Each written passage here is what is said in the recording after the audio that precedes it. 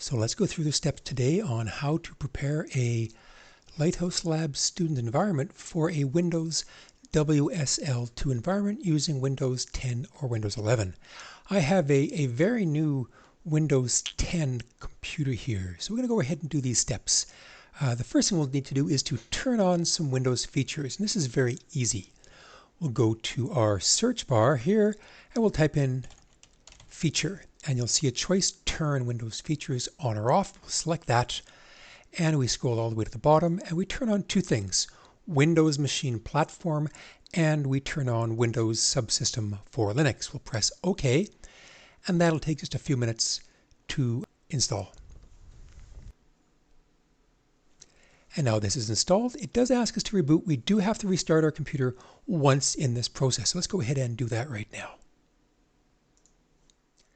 Now that I have turned on the Windows features required, I'm going to go ahead and install WSL2. Also very easy. I'm going to click on search and I'm going to go to the Microsoft Store. Just type in search and store, go to the Microsoft Store, and I'm going to search in the store for Linux, and you'll see I get the cute Linux penguin there. I'm going to select Windows Subsystem for Linux. Click on that and I'll press Get. And once it's installed, we will have WSL ready to go on our system. Only a few steps to go. So now our next step is to update the WSL2 kernel. To do this, once again, back to our search, click on search. I'm going to go CMD, and I'm going to choose this time Run as Administrator. I want to open a command prompt, but as administrator this time only. Click on that. I get a terminal window. You might be prompted to access as administrator. In my case, I wasn't. And I'm going to update WSL, which is very easy. We type in WSL space -- update, and that'll download the latest kernel version of WSL2. And now it's finished updating. I want to get out of here, so I'm going to close this window or type exit. It doesn't matter, they both work. And it'll open up another command prompt, but this time not as administrator, just as the regular user. Click on that, and I'll type WSL space -- version, and it should show me that I have, yes, the latest version of WSL kernel installed. At this time it's 5.15.133. Yours might be a bit newer, but we are now pretty well ready to go to install different images. And our first thing we'll do is we're going to install the Lighthouse student image. So to do that, we need to download an image, and I have a link right here which I'll post that in the notes.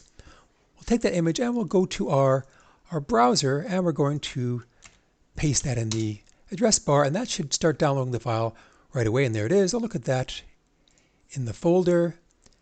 It's a fairly large file. It'll take a few minutes to download. And now we have successfully downloaded our Windows WSL Lighthouse image. It takes a couple seconds to finalize. And now we have successfully downloaded our Lighthouse image. It is a zip file. I can close my browser, that's not needed anymore. So I'm going to go ahead and extract this file. It is a zip file. Pretty easy in Windows. You may have some tools installed. In my case, I don't have anything installed here. I'll go right click and I'll select Extract All in Windows. And it'll extract it to another folder. I'll just click OK. And it's going to extract that file.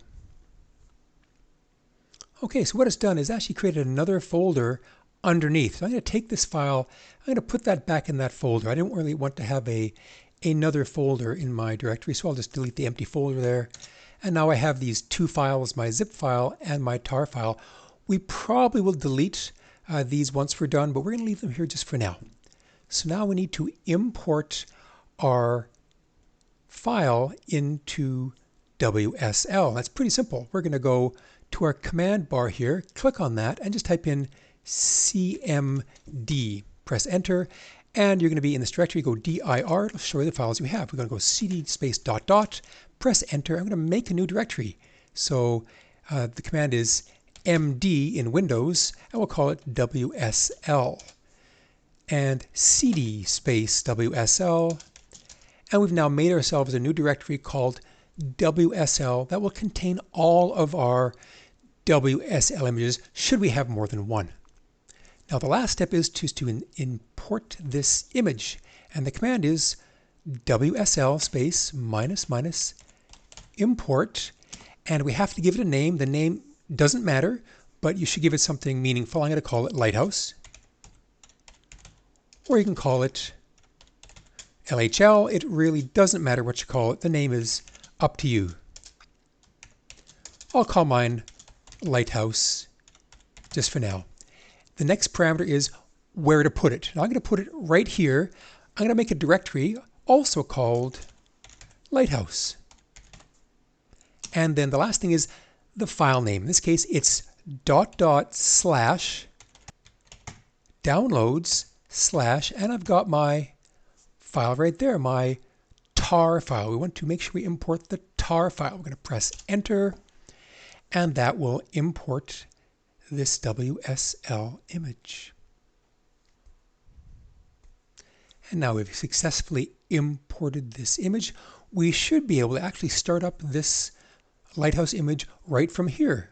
If we type in just WSL all by itself, it should start the Lighthouse Linux image. Press enter. It'll take a minute for the first time. And when it starts up, you'll see it coming up as a new Linux instance. And there's our Lighthouse Labs student Linux environment.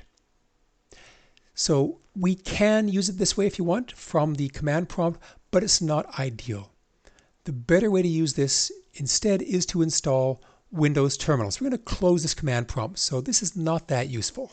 I'm going to close that, and we're going to install Windows Terminal. We'll do it once again from the store. So go to the store, and we're going to install Windows Terminal. I'll type in terminal, and I'm going to choose Windows Terminal. There's a preview version, which is a later version, but I'm going to pick the stable version. So I'll click Windows Terminal, and I'll click Get. It's very small. It just takes a minute or two to install or less, and it'll be ready to use. And I can click Open, and I get another terminal open. I'll close my store. What I'm going to do, there's a menu here. I know it's really hard to see. This is the menu button. We're going to click on that, and you'll notice it is noticed we have a WSL image called Lighthouse. That was the name we gave it. I'm going to click on that, and sure enough, I get my Lighthouse. Now what I want to do, I want to make this my default. So I'm going to click on the menu again. I'm going to go to Settings, and I'm going to change my default profile to be Lighthouse. There. So now when I start my Windows Terminal the next time, it's going to work. But I need a shortcut, so I'm going to make myself a shortcut. So go right-click on my screen, New Shortcut, and it's wt.exe. Press Enter, and I'm going to call this Terminal, just like that. And now if I open my Terminal shortcut, now it opens my Lighthouse straight away. So now we are all set to go. A few little tricks we can do. I'm going to change the icon of this terminal. It doesn't look so friendly. I'm going to right-click on that. I'm going to go Properties, and I'm going to change the icon. I want a nicer icon. So I'm going to go C Windows System 32, and I'm pretty sure it's in WSL.exe. I'm going to pick that, and inside that one, if I go OK, there's a nice cute penguin. I'm going to pick that icon, click OK, and now my icon has a really nice Linux penguin. So now I'm all set to go. My desktop is set up, and I have a nice terminal ready to go. And that is how we prepare for WSL.